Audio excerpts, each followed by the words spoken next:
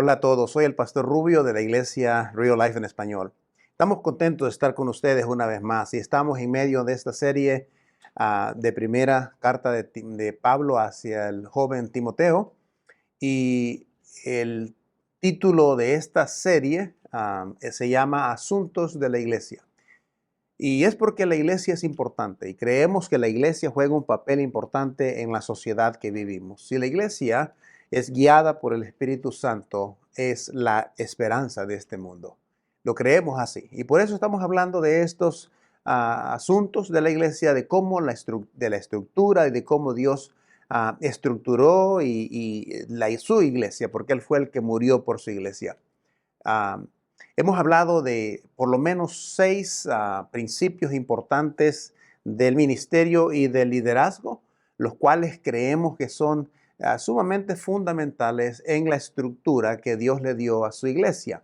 Uno de esos primeros principios que tratamos es el hecho de que nuestro ministerio debe de ser desde una perspectiva o de una posición de amor, con un corazón puro y una buena conciencia. Ese es uno de los primeros principios que tratamos. El segundo principio que hemos tratado es que nuestro ministerio y nuestra posición debe ser desde el punto de vista de humildad y de transparencia delante del Señor. Otro de esos principios que tratamos es que nuestro ministerio y liderazgo debe de ser debemos de hacer una pelea, una lucha. Por lo tanto, Pablo decía a Timoteo, pelea la buena batalla. Así es que, y luego hay otro más que hablamos, era ministerio, el ministerio de la iglesia debe de basarse prácticamente en la oración.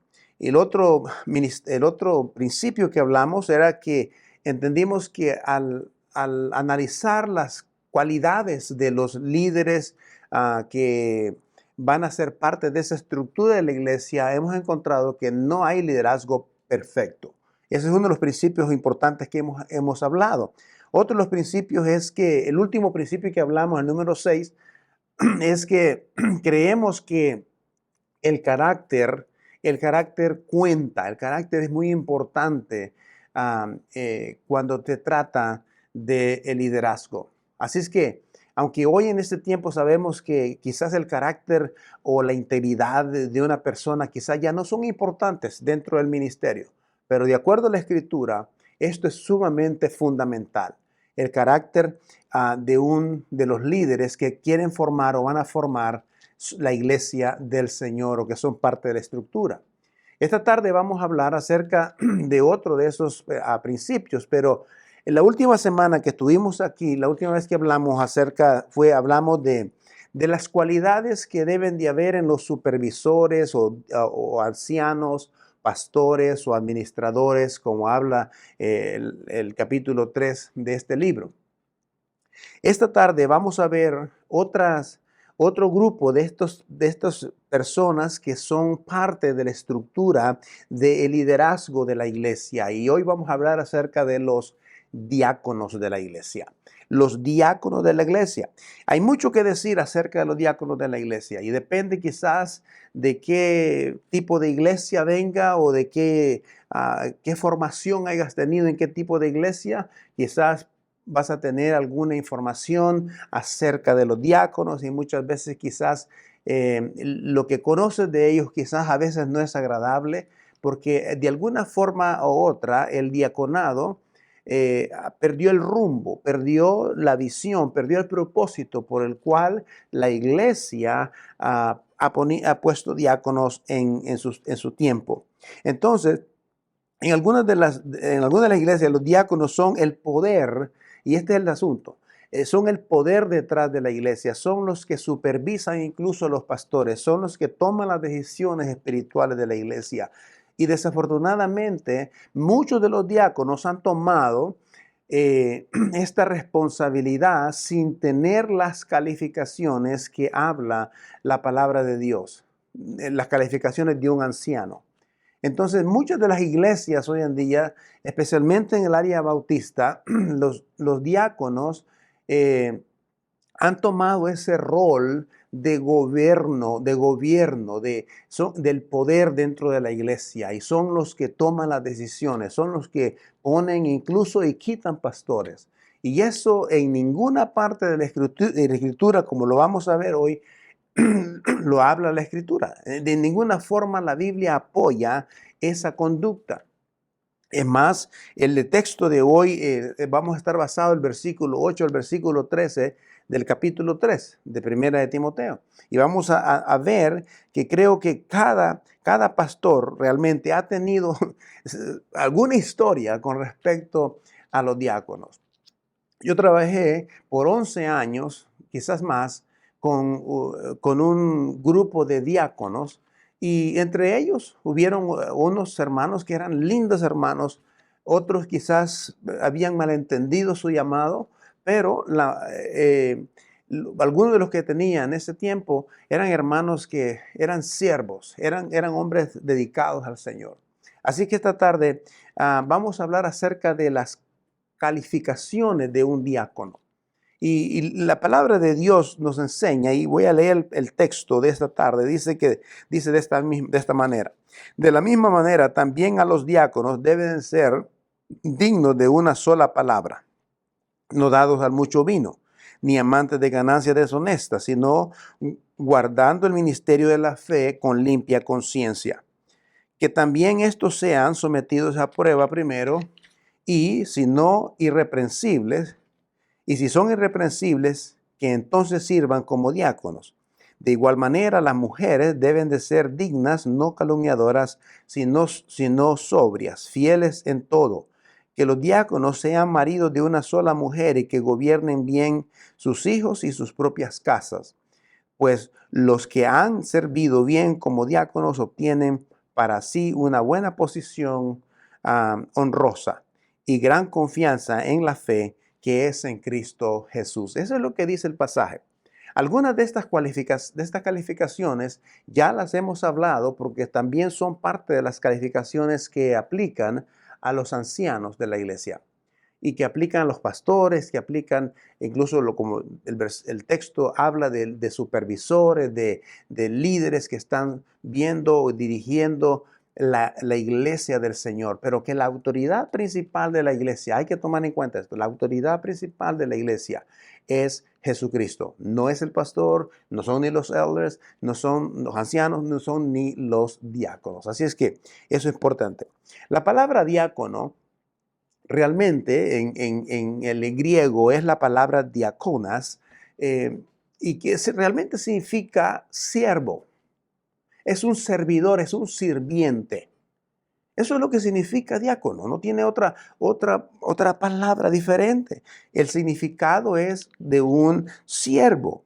El diácono estaba destinado a ser un siervo, no necesariamente una persona que va a dirigir una iglesia o va a supervisar el trabajo de una iglesia. No, el diácono es un siervo que hace el trabajo para detrás de bambalinas realmente. Entonces, no hay ninguna parte de la Biblia que hable que el diácono es un supervisor o es un anciano. La Biblia los separa a estas dos personas, las separa estas dos posiciones. El diaconado se establece por lo menos allá en el libro de Hechos. Muchos de ustedes quizás conocen esa historia, pero si no la conocen, déjenme recapitularla un poquito. Se da allá porque la iglesia había crecido de una forma extraordinaria, milagrosa. Y había tanta necesidad con las viudas y con las personas con necesidad que los apóstoles en ese tiempo estaban, en vez de estar dedicados a enseñar y predicar la palabra y a la oración, estaban sirviendo ellos a las mesas. Entonces hubo alguna especie de queja de las personas, y entonces decidieron escoger 7 hombres de buen testimonio, dice la Biblia, para que fueran ellos los diáconos, que fueran los siervos, que estuvieran sirviendo a las mesas a la gente para que los apóstoles que estaban encargados de enseñar la palabra de Dios en la oración, ellos se dedicaran a esa área. Entonces, allí fue donde ellos escogieron estos hermanos, estos hombres. Y entre ellos estaba, como ustedes saben, capítulo 6 de Hechos, estaba Esteban. Esteban fue uno de esos diáconos y también estaba Felipe. Pero Esteban, interesantemente, se viene a ser uno de los primeros mártires de la historia de la iglesia. Fue el que mataron a pedradas, según la escritura. Entonces, entre ese grupo estaba este hombre llamado Esteban. Pero lo importante de este grupo era que ellos habían sido elegidos para que fueran siervos, para que sirvieran en la iglesia. Aunque puede que no esté en la descripción de su trabajo, pero no hay referencia en ninguna parte de la Biblia que los diáconos tienen que ejercer gobierno en la iglesia, gobierno sobre el rebaño. Es más, ellos están para servir al rebaño. Ellos estaban para servir a la iglesia. Y no hay, por ejemplo, de influencia administrativa ni responsabilidades sobre los ancianos de la iglesia y sobre el rebaño incluso. Entonces, este grupo de hombres son específicamente para servir. Entonces, entendiendo lo que son los diáconos, que son siervos, y todos los cristianos están destinados a ser siervos, en realidad todos nosotros somos destinados a ser siervos, tal como Cristo fue siervo. Y Él es el modelo para nosotros, de alguna forma. Sin embargo, algunos deben ser identificados como servidores oficiales. Algunos deben de ser identificados como servidores oficiales. Entonces, esto es importante. Y conforme a lo que dice la Escritura, las calificaciones de los diáconos son importantes. Y comienza con la primera calificación que habla, es que los diáconos deben de ser, por ejemplo, hombres de dignidad, hombres dignos, hombres que sean de respeto, alguien que puede modelar su vida en frente de la congregación o ante la congregación. Así que sea un hombre de dignidad, que sea correcto, que viva la palabra de Dios. Y la segunda, otra de las calificaciones es que es interesante porque en algunas versiones dice que no sea de doble lengua. Ahora, esto es importante. Una sola vez menciona la Biblia que no sea de doble lengua, más bien dice que sea de una sola palabra. En otras palabras, lo que quiere decir esto es que este diácono debe ser una persona que su sí es sí y su no es no.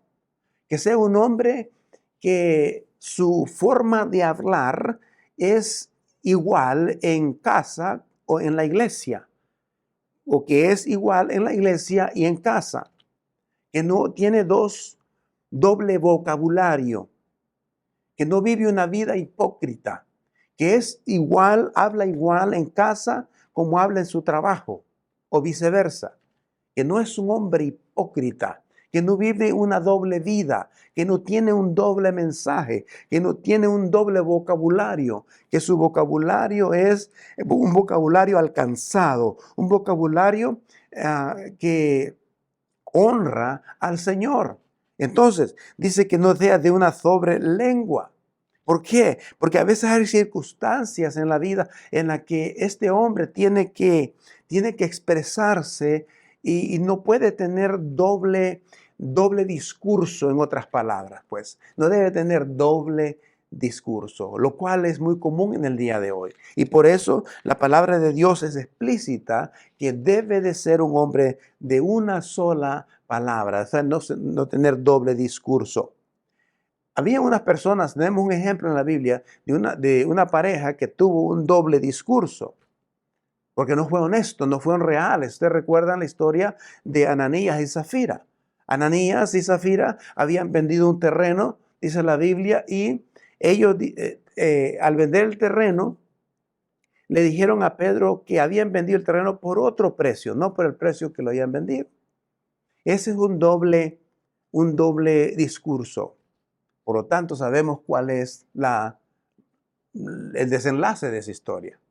Por eso es importante que tengan esta parte de un solo discurso, que sea transparente, que sea honesto, que sea íntegro en todo lugar donde vaya. Por otro lado, también dice que el diácono debe de ser incluso no dado al mucho vino, no dado al vino. Esto ya lo hablamos porque en el mensaje antepasado, porque es parte también de las características o de las calificaciones de los ancianos, que no sean dados al vino. O sea, en otras palabras, que ah, no dependan del vino, que viven una vida sobria, una vida más bien sí sometidos al Señor Jesucristo, a la dirección del Espíritu Santo y no tanto al vino. También habla de que no deben de ser hombres de ganancias deshonestas. En otras palabras, hablando de personas que tienden a querer malversar fondos de la iglesia, ganar dinero de forma deshonesta. Pablo estipula que estas personas tienen que tener una integridad en cuanto a sus finanzas, en su forma de ganar el dinero, que no sea alterando los precios, que no sea ganando, ¿cómo se dice? Ventaja de los demás. Por ejemplo, si un diácono es un comerciante, que no debe estar tomando ventaja de las personas con quien hace negocio, que debe ser una persona que tiene, sus ganancias son honestas, que son en base a su trabajo. Entonces, esto es importante, yo creo, dentro de la iglesia. ¿Por qué? Porque hoy en día hay personas que llegan al ministerio de la iglesia y luego ponen sus manos sobre el tesoro de la iglesia y eso les acarrea un montón de problemas. Aquí en la iglesia, gracias a Dios, la estructura que nosotros tenemos, no tenemos ese acceso, por lo menos a lo que son las finanzas o a la tesorería de la iglesia. Hay un grupo de hermanos de la iglesia que tienen ese acceso, pero no los pastores ni los ancianos de la iglesia. Ahora entonces, los diáconos necesitan aferrarse al ministerio de la fe. Ahora, esto es importante aquí.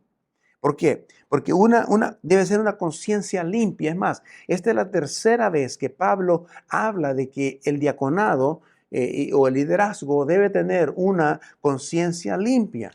Entonces, creo que es importante entonces que haya una conciencia limpia cuando se trata de ministrar en la obra del Señor o de guiar a la iglesia del Señor. Es una conciencia limpia. En ese tiempo es interesante que los conceptos de conciencia y los conceptos de la fe y de nuestra conducta como cristianos, a veces creemos que no aplica a nuestra vida diaria. Por ejemplo, un 32% de las personas que creían que su fe no tenía algo que ver con controlar lo que hacen en el exterior. O sea que muchas de estas 32% de las personas creen que lo que hacen ellos fuera de la iglesia, la fe no tiene que controlar esas acciones o esas actitudes que tienen fuera en la parte exterior, que no sea la iglesia. Un 32% incluso creen que su fe en realidad debería controlar lo que hacen en el exterior. Solamente un 32% creen que la fe debe de controlar lo que hacen fuera o en la parte exterior. Pero es interesante que el 78% de las personas no creen que su fe tenga que ver con la forma en que ellos viven su vida. Por eso es que es importante que las personas deben de tener estas cualificaciones antes de ponerlas en una posición de ministerio. La palabra de Dios dice que estos diáconos deben de ser puestos a prueba primero. Ahora, aquí en la iglesia hacemos eso con los ancianos, porque la iglesia en la que trabajamos ahorita no es dirigida por diáconos ni por pastores, es guiada por un grupo de ancianos. Entonces, aún los ancianos son puestos a prueba. Los diáconos igual deben de ser puestos a prueba, para que si hay algo que sea reprensible, ese diácono no puede servir. Si hay algo que alguien de la iglesia ve que esa persona tiene algo que es reprensible en su conducta, no es calificable para ese ministerio. Entonces, debe ser puesto a prueba, y así lo hacemos aquí en la iglesia. Los ancianos también son puestos a prueba antes de ponerse como ancianos de la iglesia. El versículo 11 da un pequeño cambio ahí. El versículo 11 habla de que comienza con el tema de las mujeres. Ahora, en los pasajes anteriores, ustedes saben que hemos hablado que el tema de las mujeres, especialmente en la área bautista, es un tema candente, un tema quizás hasta mal interpretado de alguna forma, pero que nosotros creemos que hay personas ya dentro de la iglesia que están ejerciendo, mujeres, que están ejerciendo el trabajo pastoral, que están ejerciendo liderazgo y que están ejerciendo el trabajo pastoral. No se les llama pastoras, no se les pone títulos como pastoras, pero ejercen su labor, es pastoral. Algunas de ellas tienen un corazón más pastoral que cualquier pastor que yo he conocido. Y damos gracias por eso. Entonces, una de las cosas es que cuando habla de que las mujeres diaconisas, algunos dicen que quizás se refiere a las esposas de los diáconos. Esa es una forma fácil de salirse con esto, pero en realidad probablemente no. Es la misma frase que se usa diáconos en el griego es para la palabra diáconos y también para la palabra diaconisa. Ahora, yo crecí en una iglesia bautista por muchos años. Y en nuestra iglesia, bajo el liderazgo del pastor Sandy Williams, que está con el Señor, en la iglesia tenía diaconisas, igual que diáconos. Y cada una de estas damas eran diaconisas de las damas. Y era extraordinario, un corazón pastoral que estas mujeres tenían. Entonces yo crecí con eso. Así que yo personalmente no veo ningún problema con una mujer siendo diaconisa. Pero hay iglesias bautistas que no permiten esto, porque creen que realmente aquí se refiere a las mujeres como las esposas de los diáconos. Más sin embargo, en Romanos 16, por ejemplo, tenemos a una mujer llamada Febe, que ella misma se describe como la diaconisa. Entonces, probablemente había mujeres diaconisas en aquel día, en aquel tiempo, pero que no eran pastoras, que no eran ancianos de la iglesia, o que no ocupaban un rol de autoridad dentro de la iglesia, sino que simplemente eran mujeres siervas, siervos. Entonces, y Pablo establece que las mujeres deberían tener estas cualificaciones también. Igual que los varones, las mujeres deben de tener estas calificaciones y dice que dignas de respeto. Deben de ser dignas de respeto, versículo 11, dice, esta calificación ya se ha dado también para los varones. Deben de ser respetuosas, no calumniadoras, no chismosas. La palabra que se usa aquí en el griego es la misma frase que se usa para la palabra diabólica. Que no es, o sea, la misma actitud o que tenía Satanás. Dice que no debe de calumniar. ¿Ve que Satanás, su trabajo es calumniar a los cristianos? Bueno, esa es la misma frase que se usa aquí. No debe ser calumniadora. Y la otra parte dice que debe tener un carácter templada, bien equilibrada, tranquila, serena. Una mujer, por ejemplo, que está físicamente, emocionalmente, espiritualmente equilibrada. Así debe ser, templada. Luego dice que debe ser fiel en todo, que es fiel en todo. Hemos descubierto a través de los años que la mujer tiene este ingrediente quizás diferente. Las mujeres parece que están más interesadas en la parte espiritual y son más fieles, son más dedicadas, más entregadas a la obra de Dios que los varones mismos. Y damos gracias a Dios por eso. Entonces, pero cuando tomas la palabra diácono y tienes que entender que las calificaciones son iguales, yo creo que la iglesia puede tener pueden tener diaconisas que sirvan en la iglesia. Entonces, tal como los pastores, las mujeres pueden servir en estas posiciones. Ahora, Pablo otra vez vuelve hacia los varones, a los diáconos. Pero fíjese bien, si Pablo hubiese dicho que estas calificaciones de estas diaconisas se refieren a las esposas de los diáconos, él hubiera dicho esa frase directamente. Él hubiera dicho, ¿sabes qué? Las esposas de los diáconos deben de ser así, así, así, así. No, pero no dice así. Dice que las diaconisas deben de ser templadas, deben de ser no calumniadoras, deben de ser dignas, deben de ser dignas de respeto, etcétera, etcétera.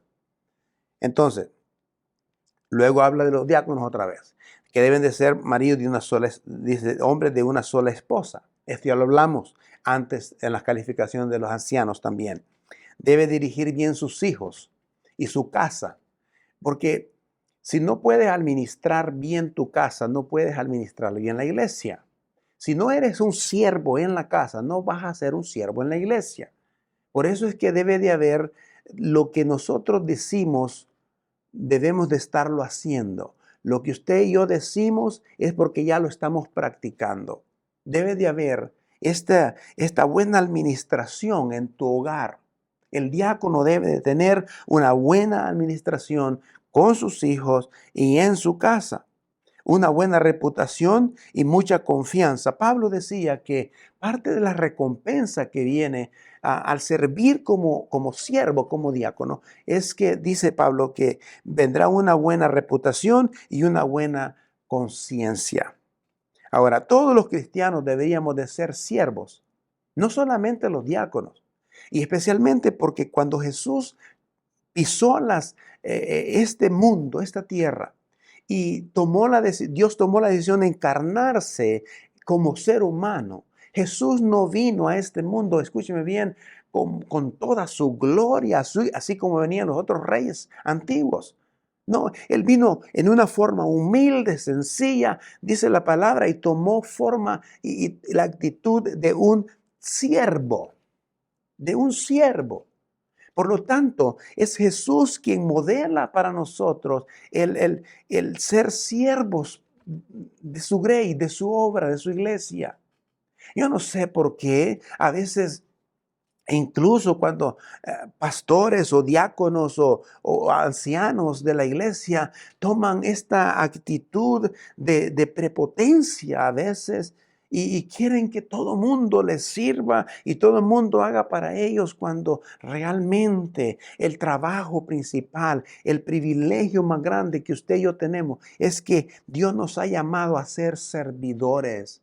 Y Jesús modeló de principio a fin qué es ser un siervo. Él mismo dijo, el Hijo de Dios no ha venido para ser servido, sino para servir. Esto nos debe de pegar una bofetada en nuestra petulancia, en nuestro orgullo. ¿Por qué? Porque si el Hijo del Hombre, el Dios Todopoderoso, el que tenía toda la gloria, todo el imperio, todo el poder, vino y se hizo siervo de todos para modelar el servicio a los demás. Y Él lo modeló. Y Él dijo que el que quería ser más grande en su reino debería ser el más pequeño, el siervo. Por lo tanto, creemos que Cristo es nuestro ejemplo supremo de servicio. Y por eso el trabajo diaconal es tan privilegiado, tan importante, porque cada vez que alguien sirve, se convierte en un siervo, se está pareciendo más a Cristo.